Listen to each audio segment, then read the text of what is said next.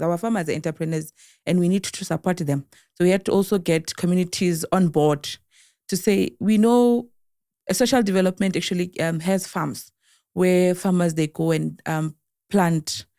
We don't expect anything from them, but we help them with water, we help them with seeds, we help them with assessing the food, sending environmental healthcare practitioners to check the food, all for free. And then they harvest, they sell for themselves. The current situation is we're looking into turning 2 of our clinics, which is Westbury and Florida Clinic, into 24 hours clinic. Once you become reluctant to fight, you must know the enemy has won. So the EFF is here with the top 6 leadership doing what they can legal to clean up these communities.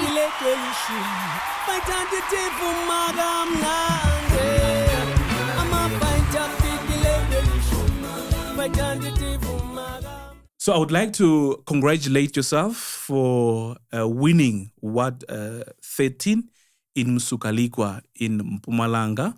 A lot of people might be asking themselves, a woman amongst men won this ward. And to me, that says you are capable because you are also the first female to lead that particular ward. Perhaps if you can just take us through the journey you have walked as the female councillor or the candidate. How have you managed to win the heart and minds of the people of Ward 13? Actually, the way I saw our people suffering in my ward, because I was born there at Brayton, Wazanele. So since I was staying there, in my ward, we are having lots of mines, we are having problems of water. Even the municipality, when people are trying to engage with the municipality just ignore our people. So that is why I say EFF is the only way, and EFF is the only hope for our people. That is why I started to join the marches, the campaigns, everything for the EFF. I joined the EFF so that our people can live in their place. Well, when did you join the EFF? It was 2013. Yeah. Yes. And as you would know, back in 2013, a lot of people were quite skeptical joining the EFF, thinking that it is not going to last. It's a youthful organization and led by angry people. What led you to make that decision to join such a political party? Actually, I'm a fearless woman. That is why I'm here even today. I fear nothing. So that is why I'm doing all the things for the EFF and for our people. I'm fearless. Talk to us about your role in council. I understand you've been a PR council. My role in council, every time when I'm in council, I used to talk about service delivery, because our municipality, there is nothing that is happening there. So I'm always checking everything about service delivery. So yeah, that is service delivery. Yeah. And a lot of people now we are building up to the elections. And what is more important now is that what is it that the EFF is promising them, or what are the commitments that the EFF is promising people in Ward 13? What are some of the commitments that you have made for the people of Ward 13? Since Ward 13 is having a problem for 5 years, water problem. So the EFF now is busy with the borehole. The EFF is building a borehole for our people. And then the EFF promised our people that they are going to get clean water every day. Because our municipality, they say pipes have problems, all those things. But if we have borehole, then we will get water every day. So EFF promised our people already the borehole is there, but we're waiting for the samples from the lab. Yeah. Yeah. And you know, the EFF is an organization that respects women and empower women. And this might make you very special as well, because winning award under the EFF government, it means you must be able to execute, because the EFF is centered around delivering on its commitments. So the EFF on its own, it's an organization that empowers women.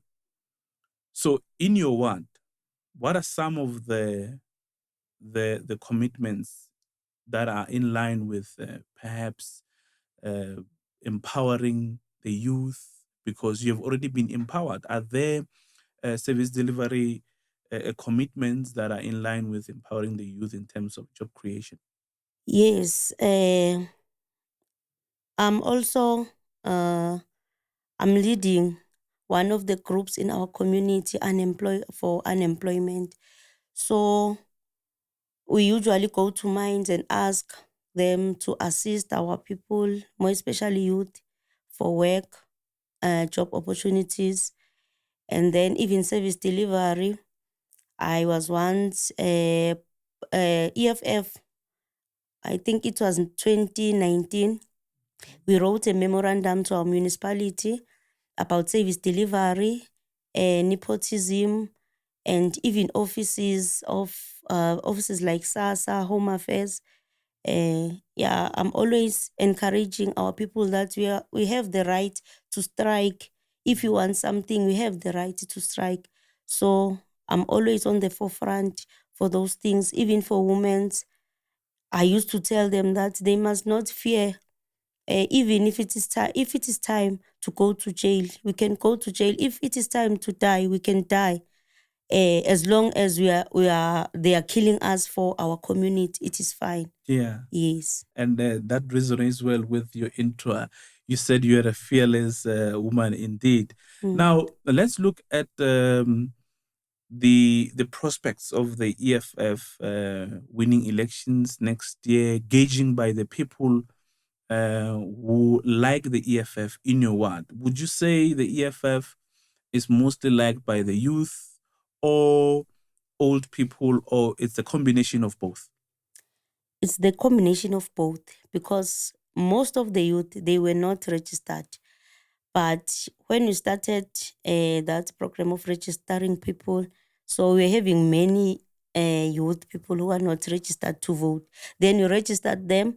So the elders, they were voting ANC, but they've changed because since EFF said, if you are a councillor, you must buy a baggie. So I was using my baggie to collect water for elders. I used to say every house must bring 4 bucket, 20-liter bucket, so that I can go and fetch water for them. Then even the elders, they were so excited. Then they say, no, this is the party that is good for us. Let us leave the ANC. So that is why the people change from ANC to EFF. So people don't have water, or they Yeah. didn't have water before the EFF took over in that particular one. So I would imagine a situation where people don't have access to water. I mean, that is a violation of human right. Yes. Because every human being in South Africa needs to have access to water. So those people were buying water. Yes. And you were there. You provided an alternative. Yes. Yes. So talk us through. The EFF is the last hope. And you have reaffirmed that by your victory in that particular ward. Now, what is your message to the people who have voted for you in that particular ward? What can you tell them? Let me put it like this. I will fight for them. Everything that is belong to them, I will fight for it so that they can get everything that is belong to them. I will always be there for them. My phone is always on 24 hours. I will always be there for them all the time. Yeah. Yes. And do not forget to encourage them to register to vote because this forms part of our campaign, the massive voter registration campaign. So it doesn't stop. If you're watching this and you have not registered to vote, you must do something about it. And you must make no mistake. They must register which party again? EFF. Yes. So EFF is the only party that you need to vote for, because if you're a youth like myself and you're not registered to vote EFF, then something is seriously wrong there, because you can see the future of this country is in the hands of wrong people. So we need EFF to rescue the future of this country. The EFF is the only solution and the only viable alternative. And your last message as your parting shot? Okay. Abantu base-South Africa abaphume ngobuningi baregister ukuvota, and baphinde futhi baregister ukuvotela i-EFF. Wonke umuntu, i-youth, ema-colleges, kuma-universities babonile i-EFF iyawina. So i-youth uma ivota kusho kona ukuthi i-government ekhona singayikhipha siwu-EFF. So even kubomasipala bethu kubalulekile ukuthi sivote ukuze sikhiphe i-ANC. I-EFF yenzile example, bebathi angeke i-EFF ize iphathe, kodwa eWard 13 kwenzekile lokho, and kwababuhlungu, kwaba umuntu wesifazana wokuqala ophathayo oba yi-councillor, i-ward councillor ye-EFF. So ngaloko ngithi abantu abaphume ngobuningi bahambe baregister bavotele i-EFF. Umuntu uma anenkinga ye-ID, Ward 13, you are welcomed ukuthi nize kimi endlini. Stand number it's 1864 niyangazi.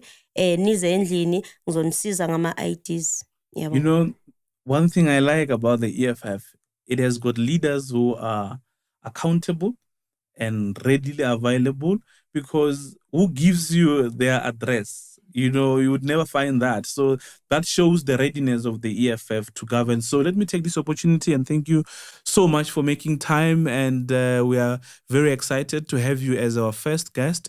I wish you all the best, and the people of Ward 13 in Msukaligwa, all the best. And I believe that you are indeed going to deliver on your commitment. I thank you. Thank you.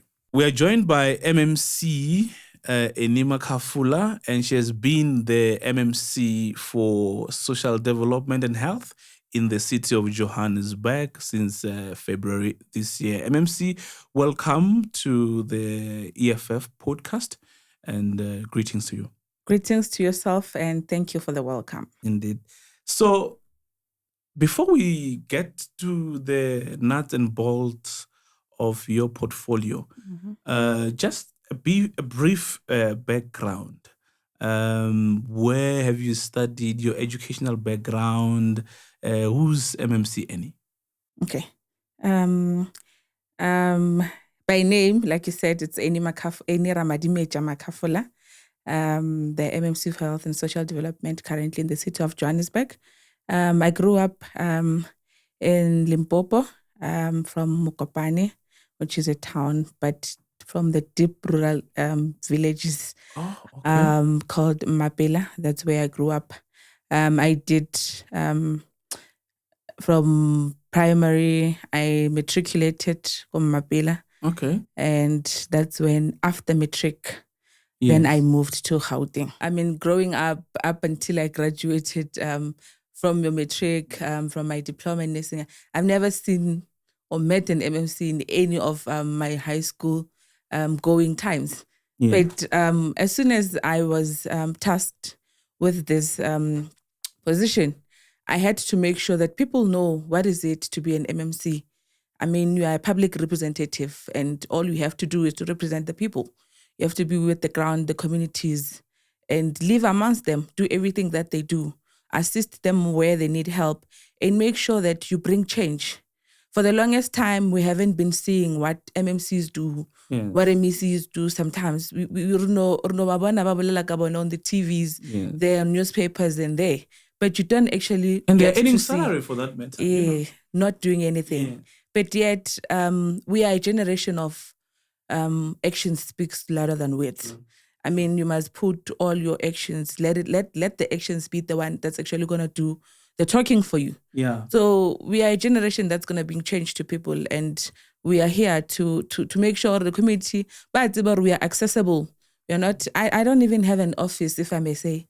Besides the issue of the offices being closed, metros, but I hardly even go to the office. I go once a week, because most of the job requires you to be on the ground, not in the office. Yes, true. That's how you get to actually be in communication or interact with the people. With the people on the ground. That's exactly what we do. And if you can check what she's wearing already, it tells you that she's at work. You're in overalls. Correct. That tells you, that explains that you are always on the ground. I mean, obviously, the city of Johannesburg has more than 80 billion budget. And you have people who are just sitting, earning salary and doing nothing. But here's the EFF. The EFF, since it is represented in government, in council, you see the speed of service delivery to our people. Now, I know you have been through the length and breadth of the city of Joburg. You have a number of projects that you have been running. Perhaps let's start with some of the projects that you have implemented in the city of Johannesburg and as far as health and social development is concerned. Thank you. I think let's rather start with today. Today it's World Food Day. It's been celebrated across the world. Just as I'm speaking to you, we had a very huge, successful event where we hosted farmers. Oh, yeah. Oh, I saw that. Yes. Yeah. Yeah. We had a very huge margin of support actually from the communities, and we had food handed over to our elderly citizens. We had to teach them about farming, ways in which we can be able to provide ourselves and do away with hunger and poverty that we're currently living in. That's the kind of condition we find ourselves in as South Africans. So we're trying to put it out there and raise awareness that you can do a small little garden at the back of your house, and you start harvesting from that, and you eat healthy food. Yeah. So it was all about that, and also to show farmers that we're in support of them. Because if you can check, farming has been neglected actually.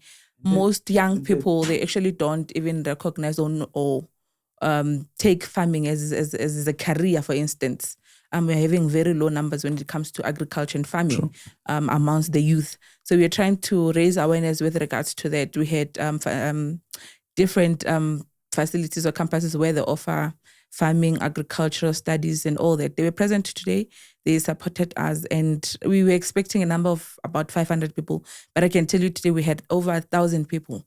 That's how impactful actually it is to our communities to know that we live with food every day. True. So I guess it's one of the important things that we need to bring out there. And we have entrepreneurs, our farmers are entrepreneurs, and we need to support them. So we had to also get communities on board to say, we know a social development actually has farms where farmers, they go and plant. We don't expect anything from them, but we help them with water, we help them with seeds, we help them with assessing the food, sending environmental healthcare practitioners to check the food, all for free. And then they harvest, they sell for themselves, they make a living out of that. That's most job people don't know creation. exactly. So most people don't know about that. So we're trying our best to say, communities, this is out and this is available for you to use. If you need our services, we are always there to help. You can get in contact with our offices or myself, then we can assist where we can. Yeah. We can see a large number of dumping sites that we actually have in our communities. Those are some of the land. We can expropriate the land. We use that as farms, and our people get food. We don't get to suffer or sleep with hunger. Instead, and you know, use that. Those are some of the untold stories in our society. And the reason why we have an EFF podcast is for that reason, to unearth and bring a shiny spotlight on the work of the EFF public reps. Because those are the things that the media, South African media, should be telling, but they're nowhere to be found. If you watch the news or you read the news today, you buy a newspaper, you won't see that which we're doing today. They won't show you. So the EFF podcast is there for that reason, to tell the people, to show the people that the EFF is on the ground. It's serving the people. And talking of farming is a very neglected sector under the current government. And of recent, you would understand that poultry has come under serious attack. The price of eggs, the price of chickens has gone up. Mm-hmm. And that tells you that we need more farmers.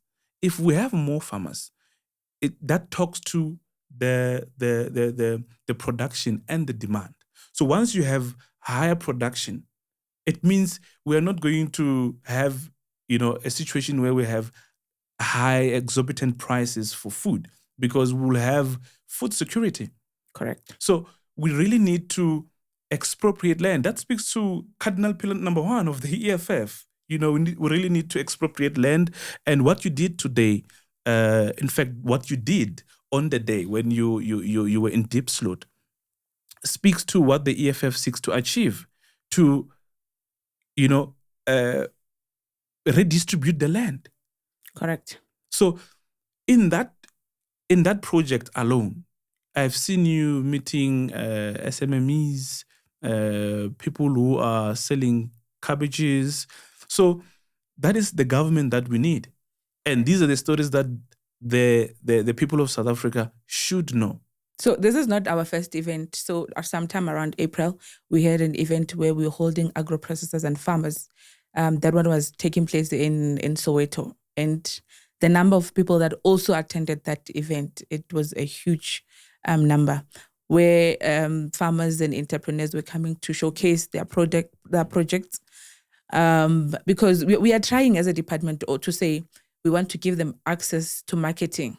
Like they sell agro-processed food. Yes. People don't know about that. As entrepreneurs, they don't get the limelight or get recognized, or the communities that lives around them, they don't give them the necessary support. We need to get them on the markets. We also assist them into getting them on the markets to sell to actually malls that are actually next to them, to be able to sell. I mean, why can't they give them a slot? Yeah. If someone can be able to do an archer from scratch, why can't you give them a slot and take their products and put them on the shelves? We must really support our Black businesses. They're actually suffering a lot. So we are trying to put them out there to show whether it's people who own malls or who own shops. We should support our Black businesses, because at the end of the day, those people in their shops or wherever they are producing, most of them, they have people who are actually working for them. So it's job creation as well. So you wouldn't find people not doing anything on the streets, but they're trying to keep themselves busy. But if, as ourselves in government, we're not assisting them, what are we saying?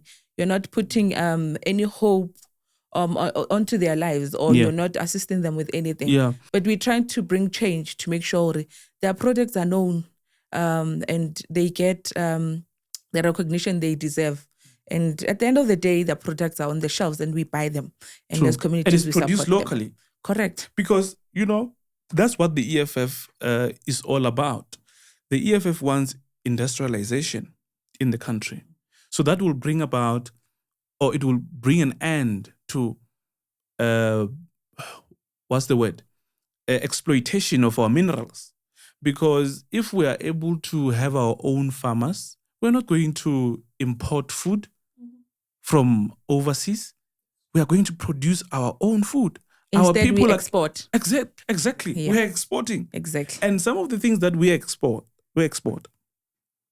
they come back at a hefty price. You can think of gold, can think of other minerals that we have, that we are rich of here in this country. When they go to China, when they come back refined and all that, they are very expensive. We can't afford it. Only the rich can afford it. So I'm very excited to hear that you were there on the ground, empowering small scale farmers. Yesterday on Sunday it was my birthday. You know what I did as a present to myself? I planted a mango tree.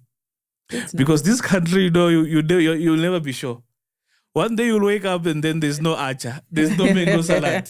So That's one day, correct. if the price of acha goes up, then I will just go and harvest from my own house. But nonetheless, let's now focus on the portfolio you're deployed in, especially health. Health is such a critical a department to lead. And the EFF has been calling for clinics to open 24 hours. I know there are a number of clinics, there are a number of mobile clinics that you have sent to different communities. Perhaps if we can have a look at that. Thank you. Health is very critical, like you say. When a child is born, health is involved. When a person dies, health is also involved. So it's actually critical department, and we take it very seriously as the EFF. Like you're saying, in our clinics in the city of Joburg, we have 79 clinics, structural clinics, and we also have mobile clinics that we actually send to communities where we haven't yet built clinics. The current situation is we are looking into turning 2 of our clinics, which is Westbury and Florida Clinic, into 24 hours clinic. The truth is a person doesn't decide when to get sick. Yes, A person doesn't decide when do they need healthcare attention. Like, it should be 24 hours. And we can see the influx that we're currently having in our hospitals. It's just overwhelming. So we must try to say, before people even go to hospitals, at least they've got the necessary help or the necessary attention that they require from our healthcare facilities. As the EFF, I think we know the 24 hours, it's a priority for us. Yes. And where it's possible for us to do as soon as possible, it should be done like that. Every ward should actually have a clinic that's running for 24 hours, because a person shouldn't travel more than 5 kilometers radius going to a clinic. True. Should be around. But the current struggle that our communities or our people are going through now, it's not what we would like to see as an EFF government. Hence, we are turning 2 of those clinics into making them 24 hours. We want to show them more. As much as we haven't been into power for that long, Yes, it's possible. True. So for those people who have been in those offices, if they wanted to make it possible, they would have made it possible. So there's no political will. No, there wasn't. There wasn't. There wasn't, because if I'm only 8 months in office, and already, as I'm speaking to you, people are on site, contractors are on site, doing the necessary adjustments to the building structures and all.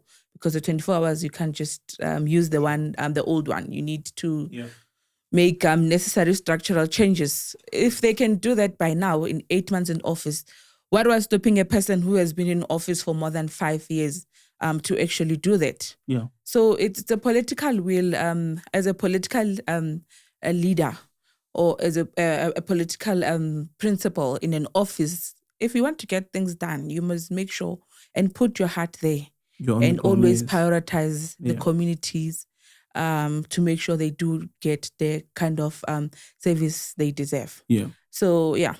It took us to also involve provincial government for us to actually have there. So we don't put our interest first before the community's interest. You must always have the community's interest, whatever it takes for them to have that. Yes. Make sure that you do abide by that, and make sure you deliver. It's all about service delivery at the end of the day. It's not about me as an individual. And it was always go like that. Yeah. So what can people expect going forward? What are some of the future plans you have for the people of Joburg? Okay. So we have the sanitary towels program that's actually currently underway. So the EFF has passed the motion in Joburg Council for the sanitary towels to be provided to every facility in the city of Joburg. Yes. But I can tell you till today, no MMC before has seen it as an emergency. But the honest truth is, as the country at large, we are facing what is called period poverty. For the longest time, our people have been suffering our mothers, our grandmothers, they have been suffering. And we don't choose as women to go on periods.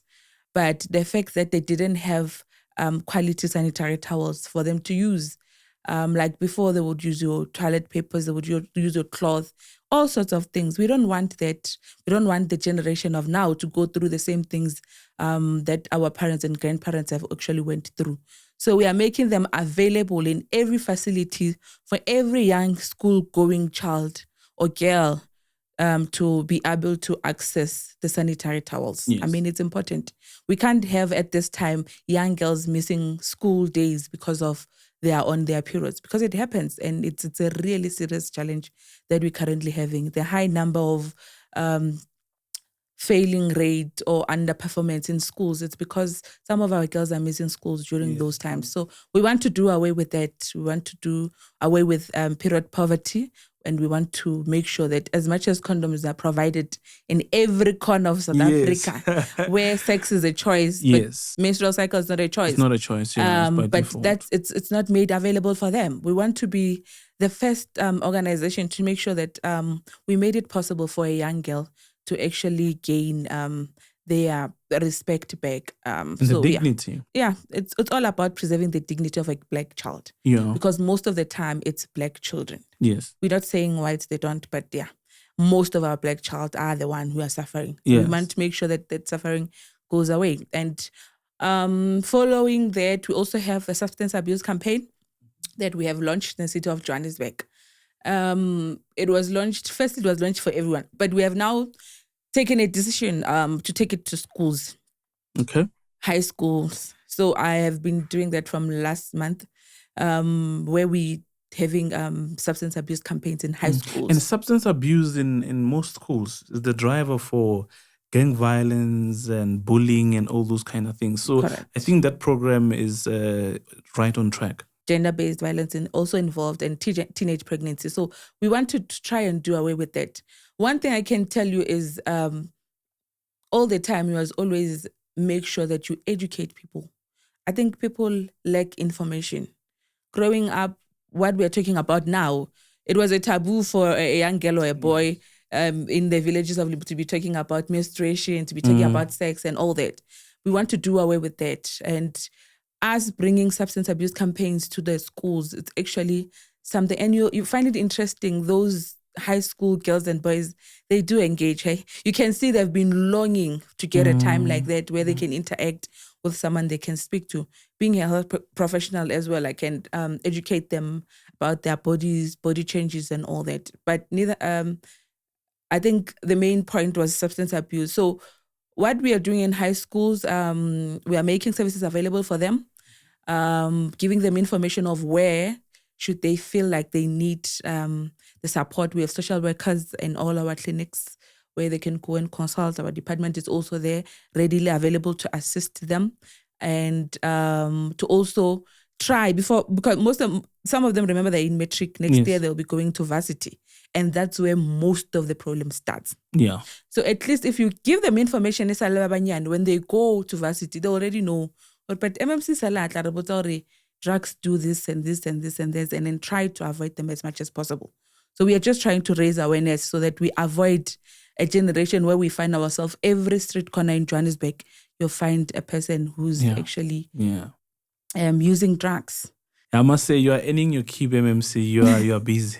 Yeah, absolutely busy. But what makes me happy is that you are busy for a just cause, for liberating the poor and the marginalized. Because most of this social ills, substance abuse, happen in rural schools and even in urban schools. But it's where Black children go. These are the schools where most of the Black majority children go. And if you respond to their needs and if you seek to address their needs where it matters the most, I think that is all we need.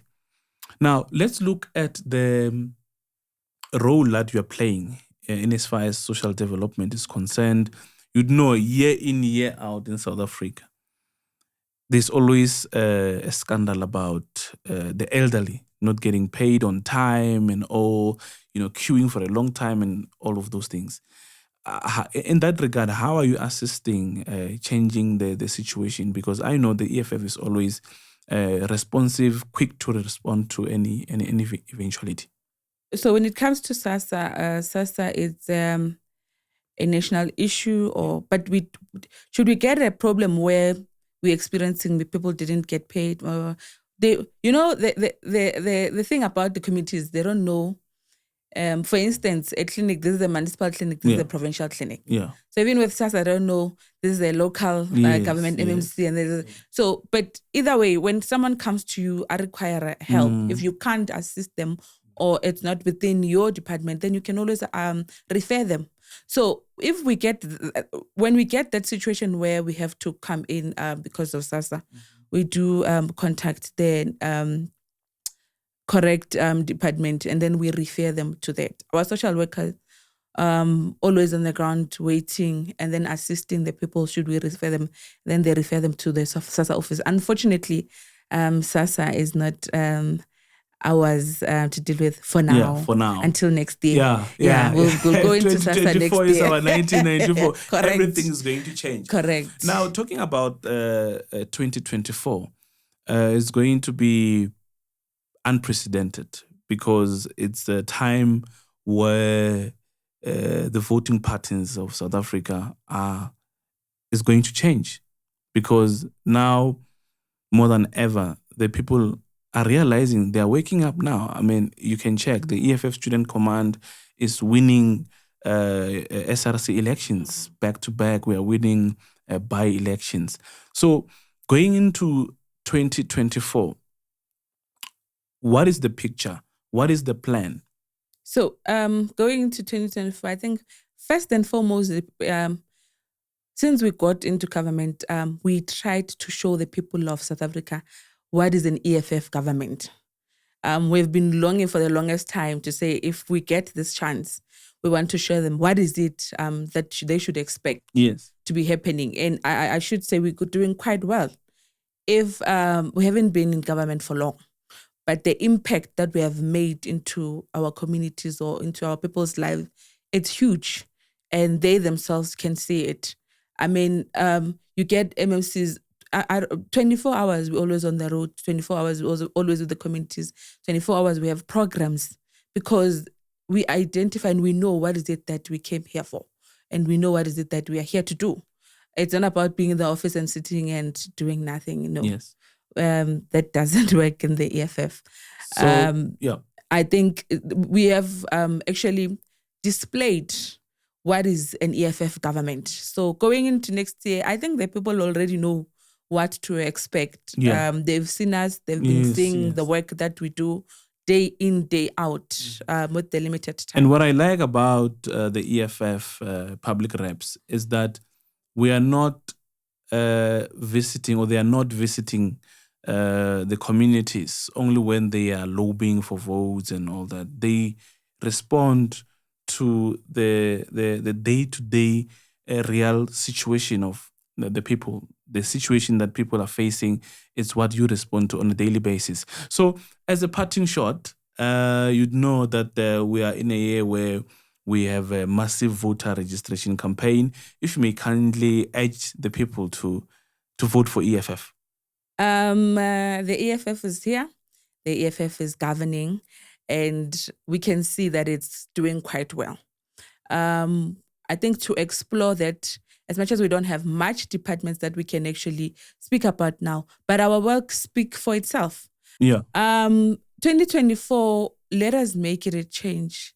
Let us make it our 1994. The EFF is here. We are ready to serve you. And like we said, everything we have written in our manifestos previously, we are implementing. Currently, we are doing consultations, meaning exactly that will be written in our manifestos for next year. That's exactly what we're going to do. The aspirations of the people. Correct. So we are saying to the people, let's do the right thing. We know deep inside our hearts, once you have a problem, the first person that you actually think of, it's the EFF. Yes. As much as even if you are not members, and we are not like, no, you're not a member of EFF, we won't help. No, we come running to you so that you see what will it be like next year. Yeah. So people of South Africa should kindly put us in government. Please. I mean, already we have a podcast. We are ready, guys. We are ready.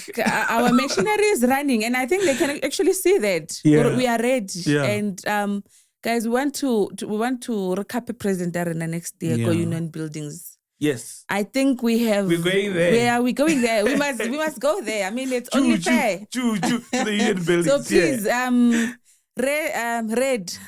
When they vote, by hopola the red ebadulang by hopola. When they are in trouble or when they need us or when they need assistance, we'll always be there for you. So next year on, we will serve you with pride and dignity. Yes. Something that we haven't been getting for the longest times. So please vote for the EFF. We are here for you, and we are definitely gonna deliver because that's all about EFF. Sure. Thank you.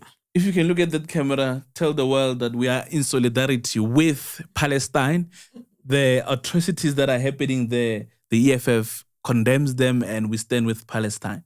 As the EFF, we stand with Palestine, and we are people of peace. So peace is something we practice. Peace is something we live, and we are ready to govern, guys. We are ready to govern. Yeah, we are EFF governing and we are doing it very well. Yeah, and we are leading in style. Eh? Correct. Yes. Thank you very much, MMC, for joining us. All the best with your projects and future endeavors in the EFF. The people of Johannesburg are blessed to have you. Thank you so much. Thank you very much. And yes, this is the EFF podcast. Thank you for being here. Thank you. Once you become reluctant to fight, you must know the enemy has won. So the EFF is here with the top 6 leadership doing what they can, Lethal, to clean up these communities.